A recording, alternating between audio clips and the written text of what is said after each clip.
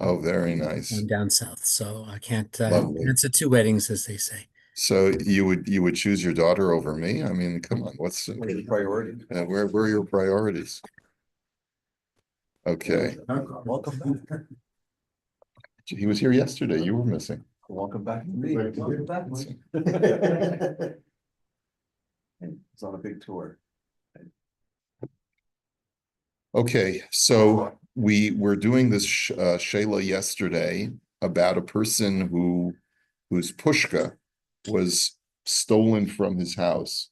We had seen this Shaila discussed by Rav Shraga, and I think that he had, if my memory serves me correctly, there was a distinction between whether it was the organization's pushka or whether it was my own private pushka. So he says as follows: Im nignava o avda hakupa ein alav chiyuv litain tumuras osa maos shehiniach lekupa satstaka elapater mitashlum. So what we had seen yesterday, he says that there is no obligation. However, if you want to be yotze bidei shamayim, um, what you should do is you should give in the future. Every time you give to that same charity and you put coins in, you should have in mind whatever I'm giving now. If for any reason I have to make up that money to this charity, this tzedakah that I'm giving now, I have in mind that it makes up for that charity, and you keep doing that until you feel that the amount that you've given it will cover the amount that was stolen from the pushka previously. So. That's what he said. Me'ikar hadin, you have no obligation. And he explains in the footnotes, he says, Nira she'ena lav din shel shomer chinam, me'achar velo kibal al osa ma'os shehu torem dahavi keshomer. He says it's true that if you were to argue that once you put the money in the pushka for that particular charity, that money now belongs to that charity. However, you never accepted upon yourself to be a shomer chinam, to be a free unpaid guard, and therefore you don't have the same levels of responsibility. Va'od lo mibaya laman da'amar shegabai ein lo din shomer chinam kol shekain b'kupa. There's a machlokus whether a gabai tzedakah has the din of a shomer chinam. He says, and certainly that would be true for a pushka that you're just keeping in your home. The im tim tzalomer laman da'omer shekupa havi baliyad hagabai. Daha ein al zeh din shmira. I'm not sure what this means. Kol shekain b'kupa the im talmud loymar man domer shekupa havi baliyad hagabai. Okay, I don't even understand his language. Pashut shapater shafim nomar she'ein kan din mamon she'en lo tovin. Chalik ba'atzma a little muscle liyad gizbar mikol makom near pashut sheyoser mishum lishomer chinam eino shmiras ksafim ein kanshre kilu hisna shakes v'shur b'kupa b'makom shehamido das ken kibel shmira ein shel. Okay, he's basically saying that at best you're a shomer chinam, at best, meaning that the most that you would be obligated to do would be the obligations of a shomer chinam. And what is a shomer chinam liable for? For negligence. So that's the question. Were you negligent by leaving the pushka out in your home when, and your home gets broken into, or someone who visited your house pilfers the pushka? So he says, you certainly have no obligation to make good on the charity because hamotzi mechavero olav araya. If they want to bring proof, they have to bring proof that you're liable, and you can certainly side with the opinion that says you're not even a shomer chinam because you never accepted that upon yourself. They have to prove you were negligent. No, they have to prove that the halacha is that you were a shomer chinam. In other words, anytime there's a machlokus as to whether I'm chayiv or pater, I'm not obligated to pay because the other party has the burden of prove that the halacha is in their favor. That's what we mean. And so anytime there's a machlokas, I don't have to pay. I may feel bad because of, the heavenly issue. I feel bad. I don't want to deprive the charity of its tzedakah.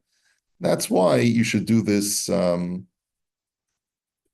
trade-off thing. He says, that's why he says in the next paragraph, he says, Umasha kasavnu tov sheyomer shimani nosenu b'chayv latzisi shamayim, that you should sort of stipulate that all future monies that you're going to be giving until they cover the amount that was stolen or lost should be given to cover up, to make up that lost money. Matzinu legabe gabay tzedakah shenis arvulo ma'osav eni yodea kama midina eni yodea kama Medina eno chayiv litain rakma shaborlo shuhu shel tzedakah. We have a similar halacha in a tzedakah treasurer, a person who's in charge of tzedakah money. If, let's say, his money gets accidentally mixed in with the tzedakah money, and he doesn't know how much is his and how much belongs of the tzedakah, Medina eno chayiv litain rakma shaborlo shuhu shel tzedakah. The halacha only requires him to give not more than what he is certain is the tzedakah. In other words, let's say a whole bunch of my coins and bills get mixed in with tzedakah money. So the law only requires, and by the way, this could happen to any of us. Let's say someone gave you tzedakah to give to the shul. You put it in your pocket, and you were so exhausted when you came home, you emptied all your pockets and you put it in one pile. Or you put it in two piles, and when Maria came the next day, she put all the money in one pile. Okay, it happens. It can happen all the time, right? I don't know why. Yeah. Right? It's Spanish people from LA. Right, but no, but the point is, we could have monies that are in our pocket that get commingled. It certainly happened to me in the past. So what is my halachic obligation at that point? If tzedakah money that I am holding for charity accidentally gets mixed in with my fund. So the letter of the law says, if you're not sure how much of it is yours and how much of it is tzedakah, you're only obligated to give to charity the amount that you know for sure is from tzedakah. In other words, let's say you remember a guy gave you a bunch of bills. So I'm not sure whether he gave me 320s or 420s. I have no idea. But if I know for sure that there was no less than 320s in what he gave me, I have to give $60 to the charity. But I'm not obligated to give more because I'm not sure maybe he gave me more. Okay? Dahainu ad sheyetze hasafek milibo. Meaning that you have to Eino chayv litin rak ma sheborlo shuhut shel tzedakah. You only have to give that which is charity. Meaning that there's no longer a possibility, I should say like this. He's not really phrasing it correctly. He says,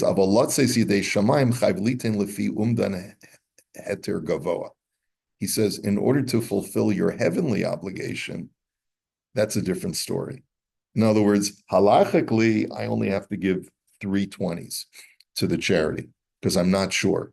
So halachically, I can only be compelled to give the 320s and not the 4 or 520s that I'm still not sure about. But my heart is going to bother me.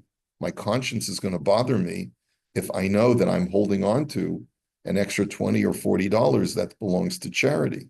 So therefore, every time I give to the charity in the future, I should have in mind that in the event that I owe this charity money from the last mix-up that happened, this money is to make up for it. So avolasis, yeah, ken kosa sefer Mishpat tzedakah. Okay, so that's what the sefer Mishpat tzedakah writes. Okay, fine. Let's go on to the next piece. Hafrashas meiser migeneva shematza la'achar yeyish. I find stolen property or I find stolen cash, and I know that the owner has already given up hope of retrieving it. So here's the shaila. Misha ganvu mimenu mamon ochefet, someone who was stolen, someone who was robbed. Umatzas hageneva achareshin isyayish mimena.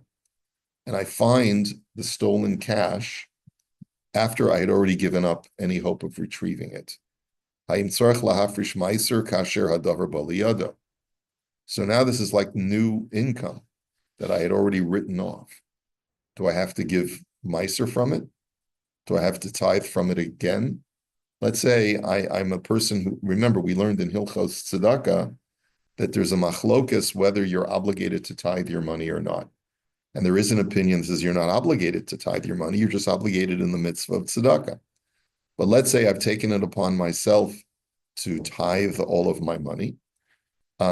If I find cash that used to belong to me, that was already tithed, but it got stolen, and I gave up hope of ever retrieving it. So now when I find it, it's as if, hey, it's like manna from heaven. Like it's like Money. it's newfound money.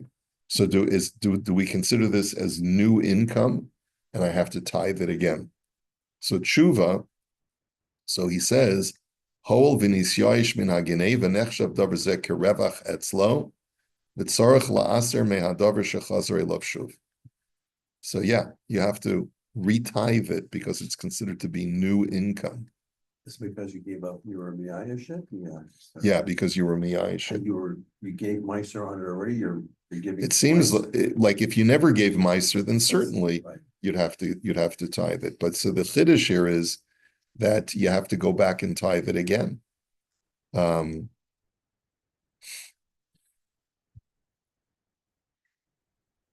doesn't sound right. Yeah, it sounds like CRA coming out. Why would you have to give it twice? You already gave it. because it's like you made it hefker. It's not you. It wasn't yours. So if you find money also, if you find money, you have to give Meiser Yeah, on that it's too. any income you have to give Meiser from. And I guess that's different from the CRA, where if it's lottery winnings, found money effectively, you don't have to pay tax. That's CRA. CRA says if you win the lottery, you don't have to pay tax on it. Not in Canada. Here in Canada. If I would have known, I would have bought a lottery ticket. There we go. In the US, Consider a child's that way. in the US, you win $100 million. You got to give like 60 million of it to charity. It's not even worth it. Yeah, it's a problem on the but it's a problem on a game show in the States, because if you win a car, you have to pay 50% of that or whatever in taxes. You may not have that money to pay. That's right. So you have to sell the car. That's right. And if you win it in a casino, let's say you win $100,000 at a casino, they all withhold money from you. They do or they don't? Yes, they do. Here in States, Canada, no, in the States. only in the States. I've Yeah. never done here. Don't they have Indian casinos here? I know, but I don't really hang there. Really? We should maybe do a shul trip. Yeah, he hangs out American casinos. Yeah. Puts his cap on. Doing Kira. I think we've got the rabbi interested now. Okay. It is. It's. I had no idea that in Canada there's no tax on lottery winnings. Okay. Then text him what he's spending. Keep this. So he has some really interesting commentaries over here. He says, "L'chora yesh la'ayin lefizeh b'misha hifkir mamono." What if a person decided to make all of his assets hefker? V'shav v'zacha ba'oso mamon ha'oso chayfetz. And then he decided to take repossession of something that used to belong to him, but he made hefker. Lefizeh yitzarich shuv la'aser mizeh. According to what we're learning, you'd have to retithe it. But he says, "V'yesh lomer she'ein hefker osa kinyan klal, ve'akati hadavar hamufka b'rishus habolim ad sheyiska bo acher." He says it could be there is a distinction. He says in the case we're dealing with, this money was stolen and went into someone else's possession temporarily. So therefore, because I had yeyush, when I recover it, it's like new money. But when I make something hefker and it's still sitting there in my living room, it's really still in my possession. Yes, it's true that it was hefker, but it never left my possession, and therefore I don't have to take meiser. And then he has an interesting question here. He says, "V'chein yesh la'ayin lefizeh gam kein kaspei pitzuyim l'nitzolei hashoah shemekablim avor rechusham." He says, what about people who are getting money from Germany, Wow. So it's reparations. reparations for compensation for things that were confiscated from them during the Shoah. L'chora im hisyashu mehem chayiv b'maiser v'imlo v'chulei. So you should be able to make the same argument.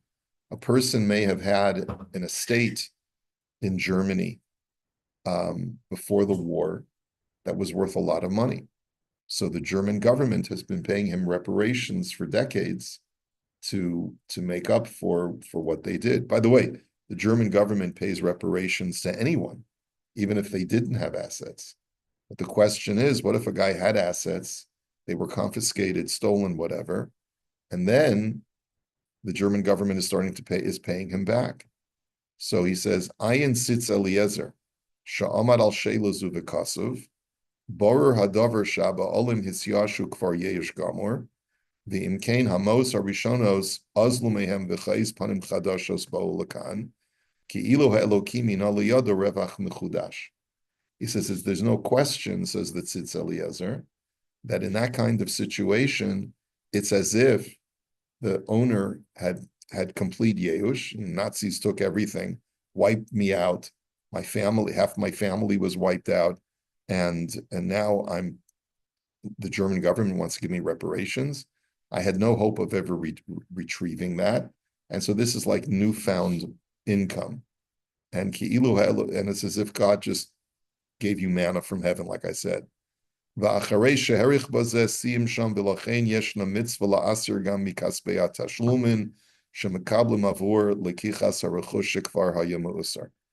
therefore, there is a mitzvah to tithe any reparations money that you get from the German government.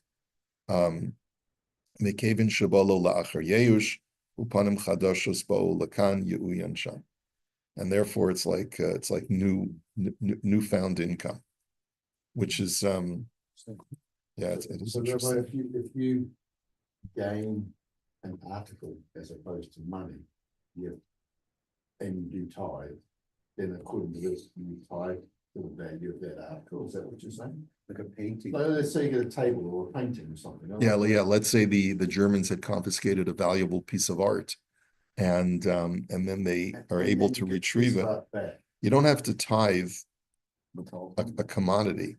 You don't have to tithe a commodity, unless you sell it. Once you sell it, you'd have to tithe the earnings from the sale of that painting. And if you donate it, you get a tax receipt, like that famous story, that painting, the Adele painting, Adele Bauer from Austria. She donated $100 million from the Lauder Foundation. Really? It was a famous painting that was stolen from her, kept in Austria, and she got it back after years of in court. Lady in Gold? Yeah. So if you get a tax, if you get a tax receipt, Well, but it's not money. Basically. Well, the question that's implicit is, do you have to take Meiser off of your earnings that come as a result of a tax return or tax receipt? Yeah, if you get a tax return. If you get a return, then you do have to take Meiser. Okay, let's just take a quick look. Chelek Vav. Chelek Vav Simun Chaf Zayin.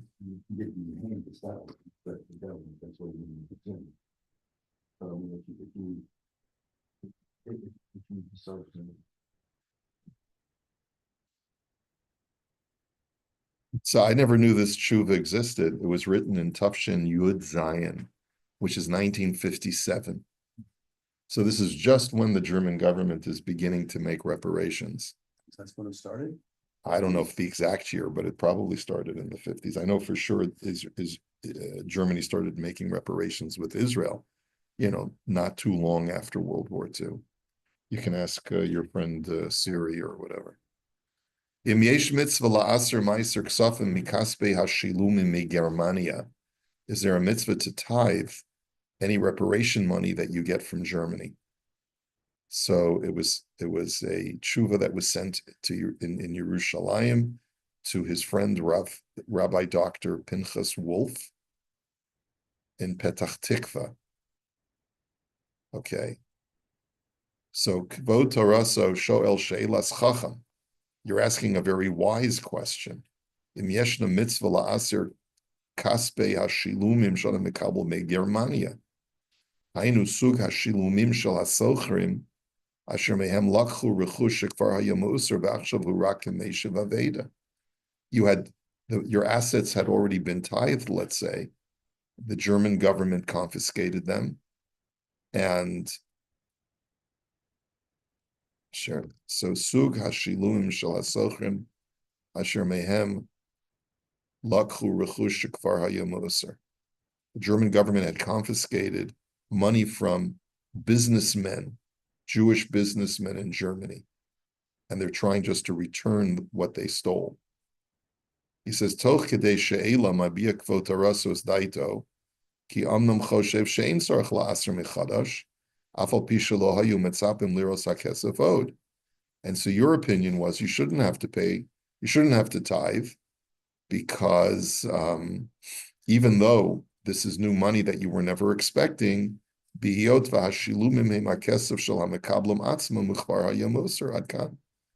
the money that they're giving you is the original money that you had in your possession. So why should you have to tithe it? And he writes, he says, he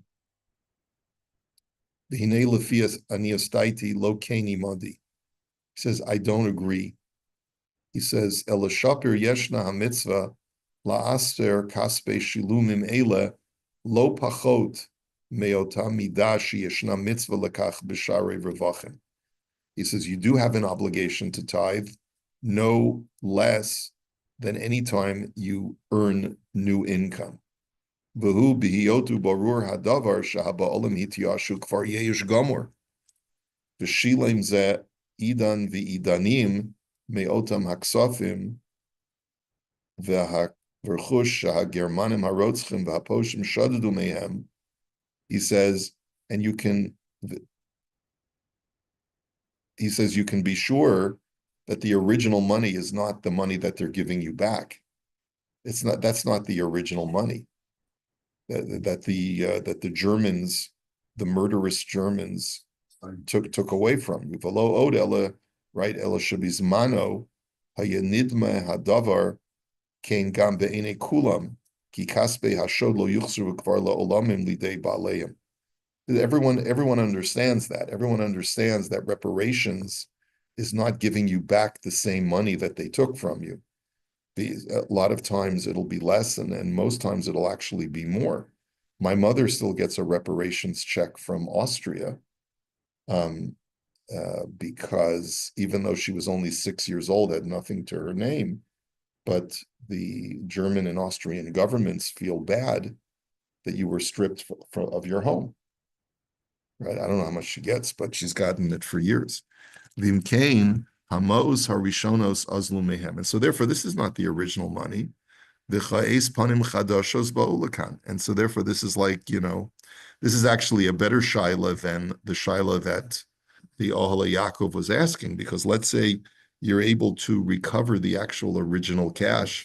In a case when someone stole from you and they put all of their stash of your valuables and your cash in a garbage dump, and then you're able to recover it a month later, there's more of a reason to say you're putter because it's the original cash.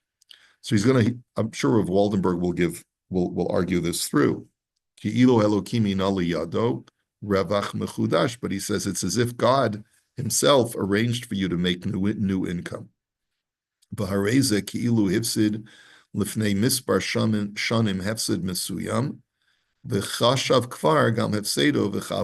says, it's really what's going on here is you lost money years ago, and you wrote it off in your mind mentally. He says, and then many years later, you end up making back that money from some other source. He says,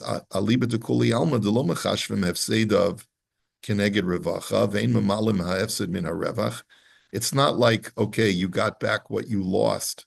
You lost, and then you got back, and then you were able to make a profit from somewhere else. It's not that this one offsets the other. And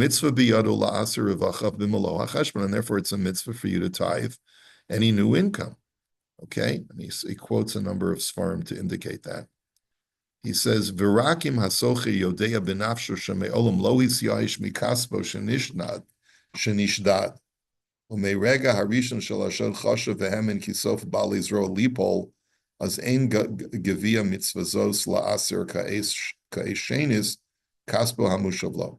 It's only if you knew with certainty that when the guy stole from you, you knew he was going to be caught. Let's say you had a tracker inside your valuables that he stole from you, right? So you would be, what are those Apple tags? What are they called? Yeah, like you had an air tag, and he steals from you this metal box, and he runs off with it, and it's got your cash and it's got your valuables, and it's got an air tag, and you already reported it to the police. They're tracing it. They're about to make the raid tonight. So at no time did you give up hope of ever retrieving your valuables, right? So in that kind of situation, you wouldn't have to retithe, okay? Halav hachi, but if that were not the case, talinan v'amrinan debistama b'chol kegomda iyayushe miyayish. That barring that kind of scenario, we assume that you gave up hope of retrieving it. V'lo dami lamai damrinanu paskinan sham debelistin akum bistama lo haviyeyush. He says, it's not like what the Gemara seems to imply, that when a robber steals from you who's not Jewish, you generally do not have Yeush. Mekeven shebenidonenu kol anshe hashilton ve'hamishpat sham hayu shutfim belistiyusa uv'makom hamishpat sham hayu haresha ubar hayu az hadavar le'in kol deles din veles dayin b'chol hamedina desham ve'ein mimi ula'an litvoach chazar hakesef arachush hashadud. The reason is because when it comes to confiscated property, there was never a possibility of you ever retrieving it. In other words, the entire government where you lived in Europe was completely complicit in confiscating Jews' property. There was never anyone in their right mind who was hoping to retrieve that money back from the German government. Okay?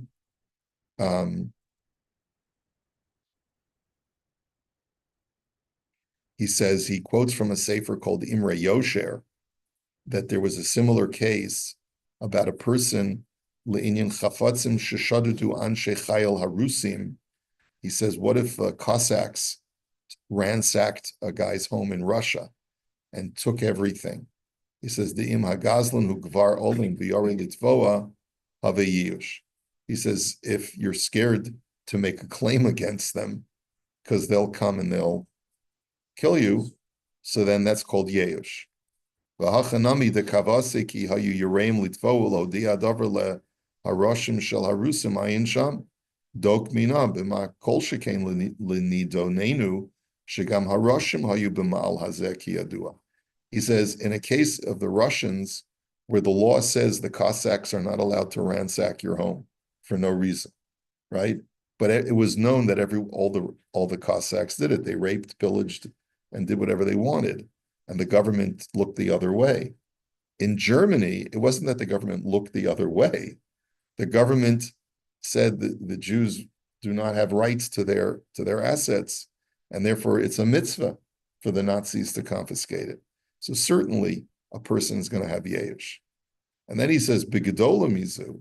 He says, more than that, we have a tshuva from the Tashbeitz, Shehela dechol shalistem akum hema yoser me'echad bevadai iyoshe me'ayish.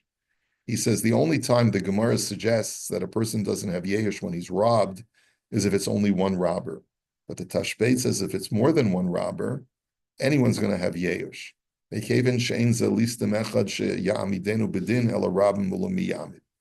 says, because how's a guy going to be able to get justice in court? Right? It's one thing if you know it's Ivan from down the road who stole from you, you can take him to the Russian court and maybe they'll prosecute him and you'll get your money back. But if it's multiple, if it's a band, a group of guys, so then person's definitely going to have Yeush. The Chemochein Malasham Hatashbeitz, the Chol Sheyodea who Shelo Yuchal Amidu Bedin Misyayishu Afilu Biyodea Miu Gazlan. Tashbeitz says even if you know who the Gazlan is, but you know you're not going to be able to collect from him, then you're certainly going to have Yeush. So this is where we'll hold it for today because we're out of time. but it does make for a very interesting discussion about the the ethics of having to tithe income that's coming to you from someone who stole from you. On the one hand, you want to say, it's my money, why should I have to retithe it? But on the other hand, it's completely new income. Okay, Mazel Tov, Paul. See you all Thank you, later.